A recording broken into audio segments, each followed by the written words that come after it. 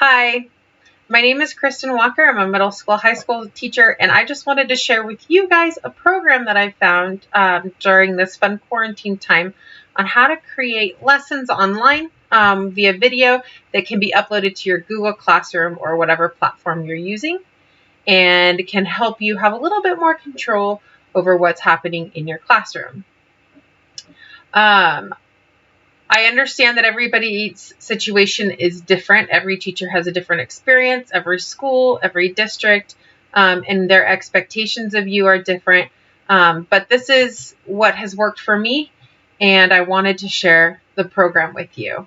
I have been able to, just a little bit of background, I've been able to record videos for each lesson for my students, upload them into Google Classroom, and my students have been able to take notes. I use interactive notebooking. They've been able to take notes. They've been able to read the textbook with me, or I've read it to them. I've been able to pause in the middle of reading the textbook with them and give direct instruction. I've been able to do guided notes. I've been able to do PowerPoint presentations. I've also been able to show videos on YouTube, which I know a lot of school districts have locked down, but you guys know there's amazing resources out there. I've been able to restrict what they can and cannot see within those videos, skip ads, things like that. I have been able to do a lot. And so I wanted to share this resource with you all, and in hopes that it makes online teaching a little bit easier for at least one of you. All right, so the program that I have been using is called OBS Studio. OBS Studio has way more to it than I could ever show you. If you want to dive in, if you're super techie and you want to dive into more of it, feel free to YouTube anything you can imagine on this, and you are going to find some amazing information on OBS Studio. So I'm just going to start with showing you where to download. You can go to obsproject.com. and it'll bring up this page. What's great is whether you are using Windows or a Mac, or the few of you that actually use Linux, there is a download option for each of you.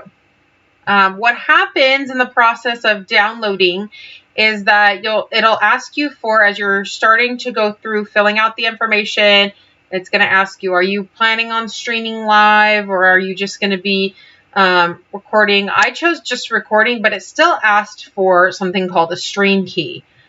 I've done Facebook Lives in the past, and so I thought, okay, well, I'm just going to use my Facebook stream key, and that way it will unlock OBS Studio for me, but I wasn't sure how to do that. If you've done Facebook Lives or YouTube Lives, or I don't know, there's a bunch of other ones, Twitch and some others. Anyway, Google search OBS stream key and then whatever platform you use. I used Facebook. That was easiest for me. And then it says, how do I find my stream key on Facebook? So I just Googled OBS stream key Facebook. I read a little article because I'm not a big video watcher. I'm like, just get to the point, give me the words. Other people like to watch the video that takes you step by step. Both options are available. It will give you your stream key. I just copied and pasted it right into OBS, into the opening screen. And that gave me exactly what I needed, which leads me to the next part, which is once you have it downloaded, you are going to end up with something that looks like this. And I'm going to reduce this screen, but I'm going to keep it here. Oops, wrong one. Give me just a second. It's hard to tell which one I'm on. I'm going to reduce this screen, and it's going to keep it here because if I don't, you end up with like the never-ending mirror effect. And so I want you to be able to see. This is, I am basically screen capturing right now. So what you see on the screen in front of you is actually what is happening on my screen as well. So I want you to see the inside of OBS, how it works, and then we will work from there to show you some key characteristics. Once you have OBS downloaded and opened, it may or may not look like this. I think it's usually on a dark theme. My eyes are kind of irritated with light, and so if you go to your settings File and then Settings.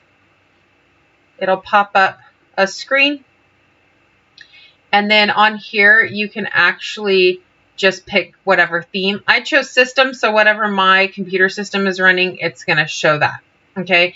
The default, when you first open it, it will look like this. It'll be dark. Okay. I personally don't do well with dark, so I went with System. I think all the other ones are dark themes. Play with it if you want. That's fine. So if you're looking at yours and you're saying, oh my goodness, it does not look the same, that's why. Okay. The next part of what I want to show you guys are just some basics. The main area you want to focus on is right here. This is where you're going to be adding in each of the little windows that you're going to use, each different thing that you want to add. Also, over here where it says stop recording, it'll say start recording before you begin. If you're going to stream live, you hit start streaming, it's going to blast that live. But all you need to know is the start recording, which turns into stop recording once you start going, and then this area here. What's cool is that here you can tell if your mic is working or not. You can see the volume change. And one of my favorite features is that if you decide to show a video and there's any audio that is coming from the desktop, it automatically picks it up. So you're not going to get a weird feedback. You're not going to get an echo. You're not going to get you in the background. It will pick up that desktop audio over you. And I'll show you how that's going to work. The first thing that I want to show you guys how to do is how to get a screen like this where it's you. Okay, a lot of times we as teachers, we want to make sure that our students have the opportunity to see our faces, and we want to share with them. Maybe we have some information we want to share, want to demonstrate. If you happen to be an elementary school teacher, this is a really good feature for if you're going to do a read along with your students, or you're going to read to them, or you just want to share something fun. This is great. All that I'm using right now is my laptop webcam. If you have your own webcam, like on a desktop, perfect.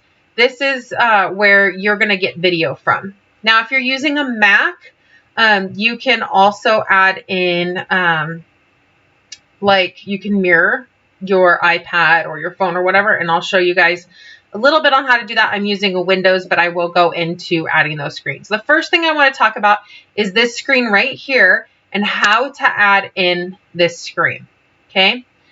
So I'm actually going to go ahead and delete it really quickly, and I'm going to show you how you add in this screen. So on the bottom corner here, you'll see a plus sign. This is where you're going to add any of these sources. Sources are the window panes that are going to show while you are recording. Whatever order they are in, that is the order on which they lay on top of each other. So right now my text is what I call visually muted. If I were to click it, it's going to show up on top. Then I have my window capture, which is actually capturing my internet window. If I close that off, we get that weird infinite mirror. Okay, and then my display captures on the bottom. And so these are stacked exactly how they're going to stack in your workspace and how they're going to be viewed.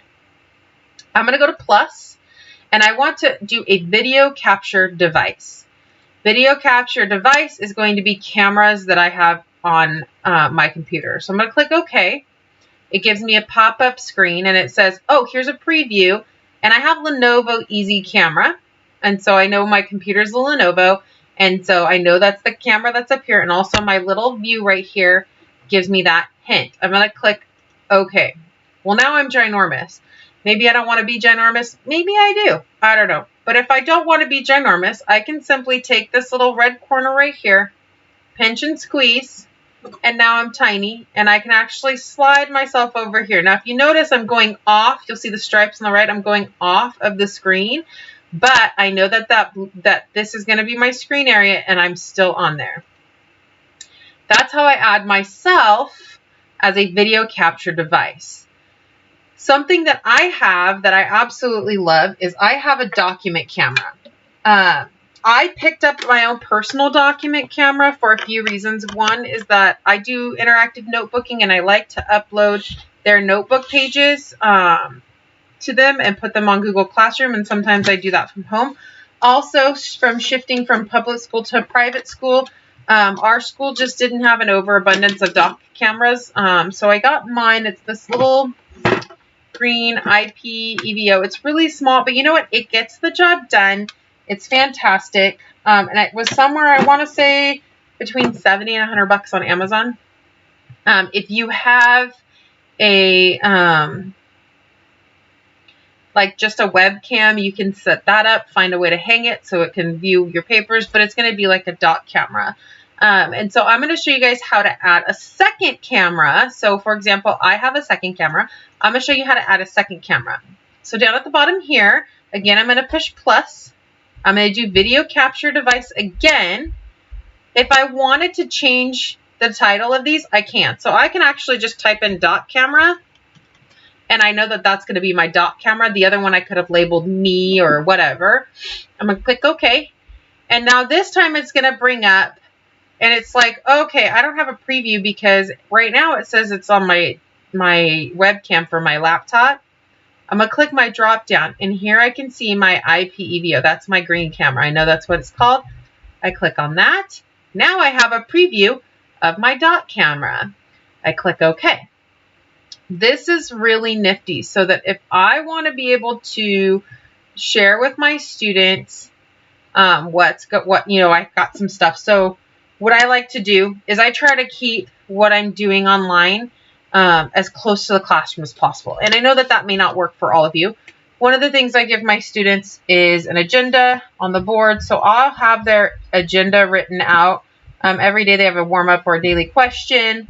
And then I'll have whatever reading we're going to do, you know, whatever it is, the questions, notes, okay, whatever. Now, you may not have a whiteboard. So if you don't have a whiteboard, but you like the idea of having a whiteboard, what you can do, this is just a little teacher trick. I call these my poor people whiteboards. You can actually put a piece of paper or a piece of cardstock in a clear sheet protector, and it works just like a whiteboard, okay? Awesome. They erase just the same. I have my little felt erasers here, extra socks, washcloths, whatever, baby washcloths. With a dot camera, you can also just write directly onto paper. You can take notes. I do interactive notebooking, like I said before.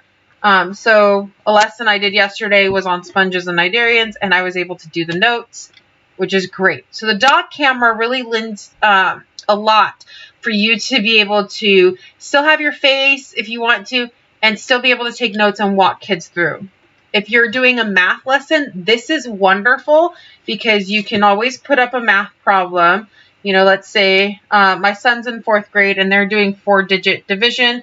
So you could say, okay, I have 4,192 and we're going to divide that by 20. I want you to use an area model, okay, to divide this by 20. And then we're going to figure out, are we going to have remainder, guys? Are we not? Whatever. But this way you can walk through those problems, or even on paper if you don't have anything like this. This is wonderful. If you want to use your regular camera as a dot camera, you can do that too.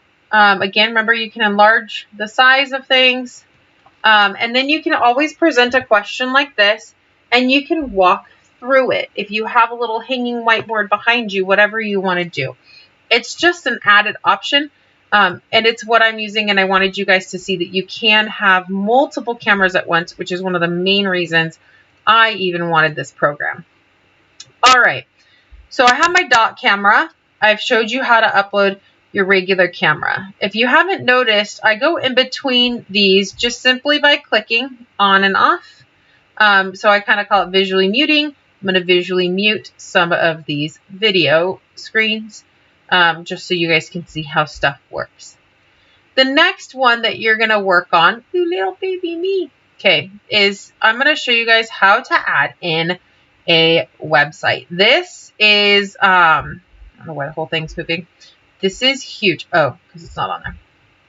This one is huge simply because this is where I think, especially as a middle school, high school teacher, I have lost a lot of confidence, or I don't know, I've had a lot of frustrations and things like that. Our school limits our students' online capabilities, especially with any school, like their school iPads or Chromebooks. And so they have no access to YouTube, limited access to websites. If we want a website, we send it to our IT and it gets added to the list of approved. But our IT is completely swamped. As you guys all know, IT is completely swamped right now with online learning. So to kind of counteract that, this is a great way that you can make sure that you've gone through. I wouldn't do this just willy-nilly. Go through and make sure that you've watched the videos. You know that they're, good videos and things like that. This way you don't have to download all of these to your computer. You don't have to try to find a workaround. You can show the video directly in here. And I am going to go ahead and zoom this one in some, make it bigger so that you guys can see how this works. And there we go. And I'm going to mute myself because y'all don't need to see me. Okay. So I have right now, you can see my OBS studio. So I'm just going to switch here over to, for example, one thing that you can do with the websites is if you can do this with your dot camera if you have a actual textbook, if you like a hardback physical textbook. We have online textbooks, which it's not going to come up now. There we go. And I can actually go through our online textbook. I can bring it up. And what I love about this is, yes, these are high schoolers and middle schoolers, but I will read to them. And while I'm reading to them, I can pause. We all know that as we read with students, maybe we'll call on different students in the class to read, things like that. There comes a point where you like to interject your own information. And so as you're interjecting that information, you really like to be able to share some of the information that you want to. It adds to the lecture, adds to the understanding. You can do this while you're reading because you have control over the reading. It also works with videos.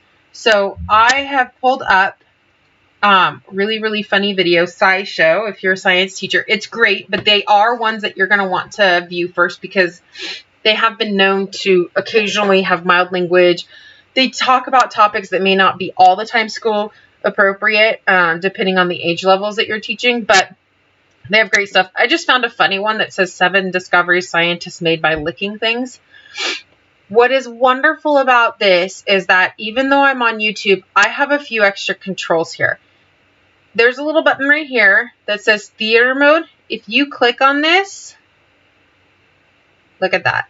It takes all of those extra videos because, those are the fun things. What pops up at the beginning? What pops up at the end? What's off to the side? What are my students going to see? And now they're not going to see any of that because it shoves it all down below and they're not going to see it. So I'll actually have it on theater mode before my students even see it. I will skip ahead. I'll skip any ads and I'll get to the point right where I want it to be for the video to start. I can teach and then I'm going to show you how this works. I'm going to push play and you'll be able to hear the sound quality that is coming because like I said before, OBS captures the sound of your laptop or your computer aside from the sound from your mic. So it's not feeding through your mic. How many licks does it take to get to the Tootsie Roll center of a Tootsie Pop? I don't care, but that doesn't mean that scientists haven't tried really hard to find out. The results are sadly very inconclusive, but there are a surprising number of other discoveries that have been made because scientists licked things that they maybe shouldn't have.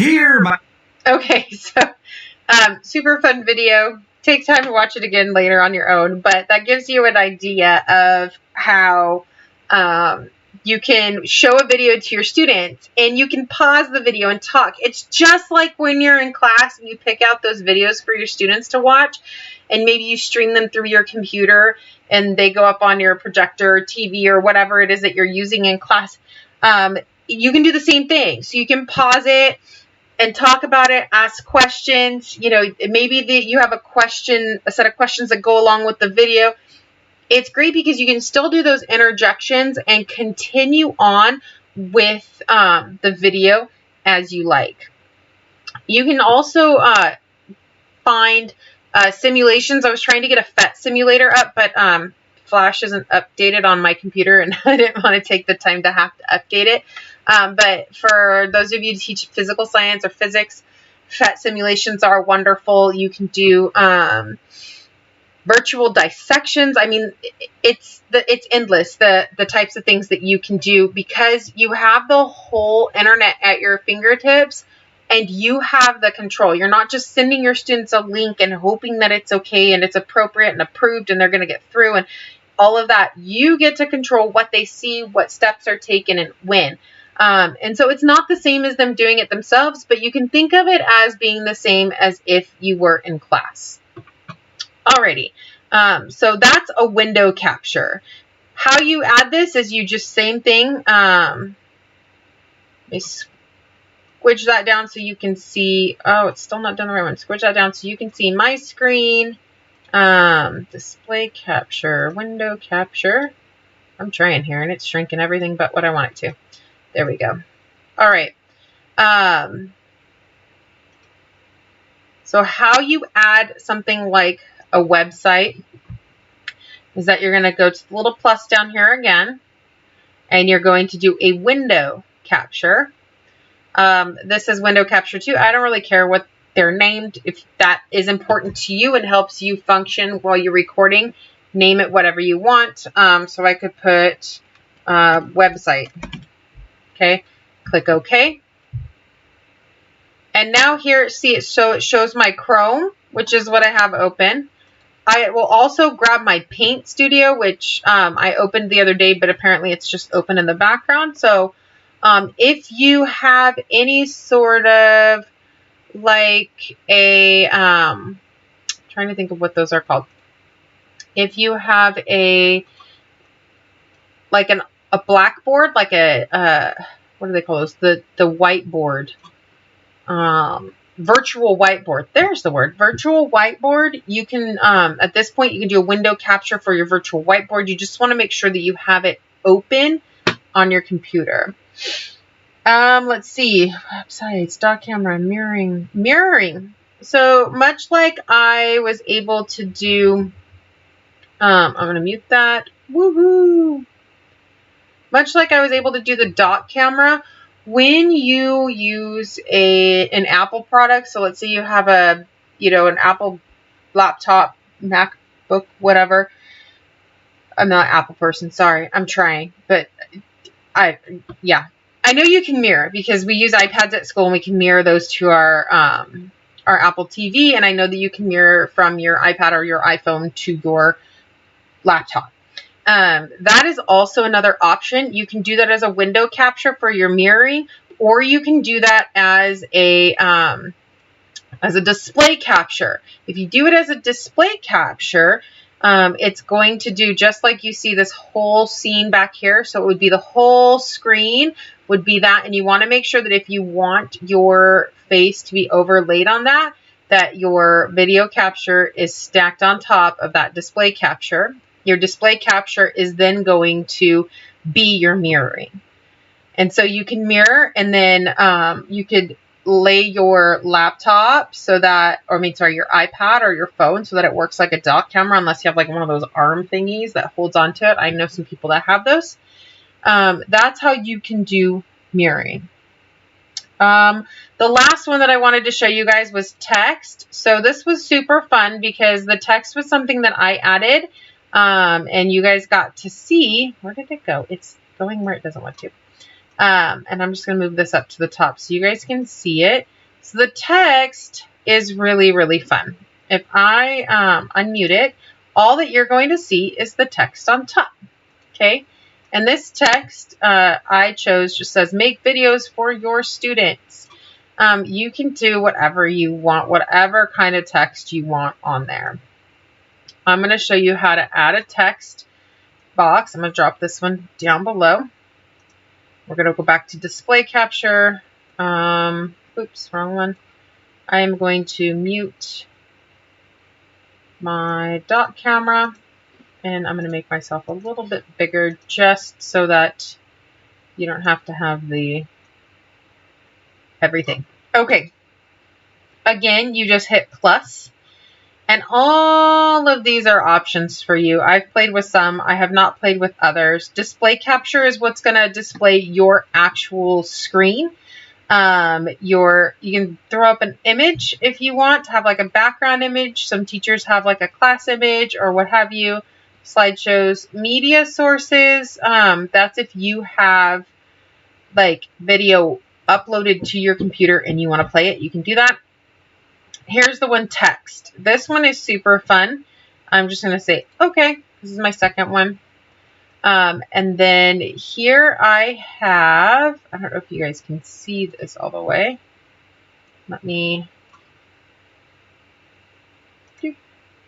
Okay. So here I had this little pop-up screen came up when I picked text and I said, okay, select font. If you're a fontaholic like me, what's really exciting is whatever font you have downloaded on your computer will show up. So I have like all the KG fonts. I have all the Janda fonts. If you don't know what I'm talking about, don't worry about it. You're not a fontaholic. It's totally fine. Not a big deal. You'll just get whatever font it is that you use. So I used this one. It was when I did my little front, my little screen. I'm just going to pick a random one. What is fun about this is that you can put whatever text you want. So let's say you want to do a question.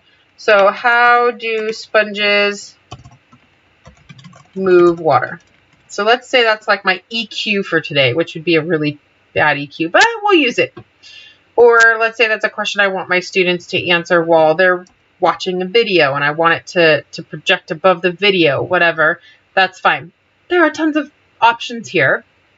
So you can choose the color of your font. I like this color. You can choose a background for your font.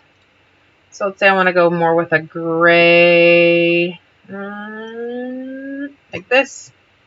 You can choose the opacity of both. So this one I'm going to go a little bit lighter, about 50%. I can align my text left, center, right, however I want.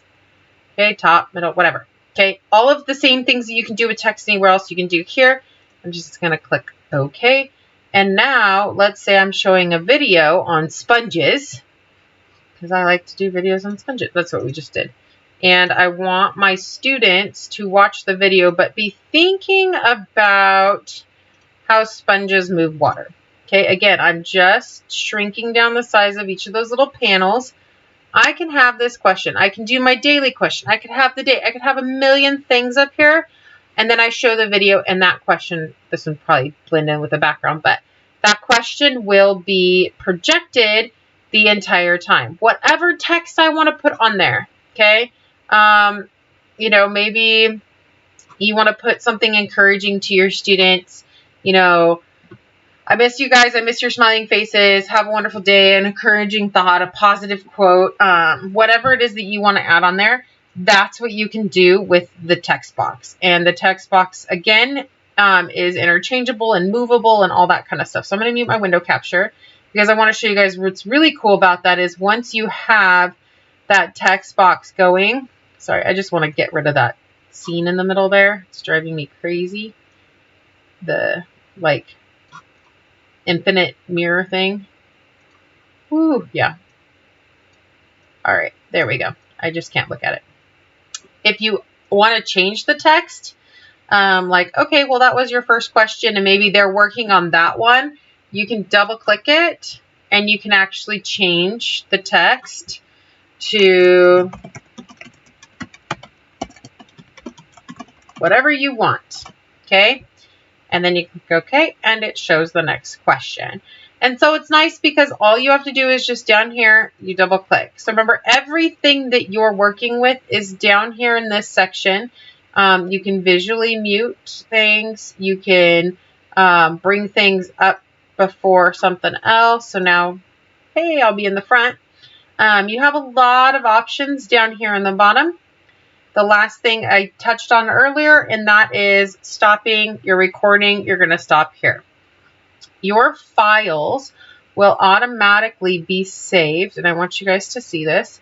Your files are going to automatically be saved in your videos in a videos file. So if you go File, show recordings. Okay, it's actually going to open those recordings up for you. Here we go. And I don't know if you guys can see this. I think you can a little bit off to the side here. So let me get rid of this. Okay, and bring that back up. It has all of them here, and it's in this little, in the, my PC videos. Just follow what it says here on your screen or on your Mac or whatever to find where your videos are, and it saves them by date. So 2023, 24, and then time, 160840. You can rename them at that point. What you do then, and I want to show you guys how to do this, is you are going to upload them to your Google Classroom or into your Drive. So let me expand this a little bit. You can go into your Drive, your Google Drive, and just like you would upload a document or anything else, go to your Drive. See if mine will wake up. Everything seems to be so slow today. Let me load this page. It's tired. I've also been switching between my work account and my personal account, so it may not want to open right now. So just like you would always, there we go. So see, I uploaded a video yesterday that I took, and it looks like a video. It's actually a video on sponges, but it was me videoing like this. So you just go to add. It is really slow. This is amazing. It's probably because I'm bogging down the whole computer with videoing right now. But you're just going to add a file, and then you're going to upload it from that same place. You can drag and drop if you want. Once you click add a file, drag and drop your video in. There you go, file, upload. The same as you would upload anything else to your Google Classroom is how you're going to upload this. So once you have it uploaded, oh, here it goes. Okay, so it wants to upload now. Once you have it uploaded, it takes about 15 to 30 minutes for it to fully upload to be watchable in Google Classroom. I suggest uploading it like the day before, especially with how much Google Classroom is being used right now as online learning has increased. Upload it the night before. I upload all of mine the week before. It just means that week I can focus on my students. And then if anything happens and I want to go back and change it, I can go back and change it. It's easy. And then all you have to do from there is in your Google Classroom, you can add it as an assignment and attach it on just straight from your Google Drive. I really hope that this resource helps some of you guys. I really hope that you can see a way that it can help you with online learning. My goal in this video was simply to give you guys a tool to help you. All right, well, I'm going to leave, and I'm going to leave by clicking over here where it says stop recording. As soon as I click that, we are done. Thank you guys. If you have any questions, let me know, and happy teaching. Bye.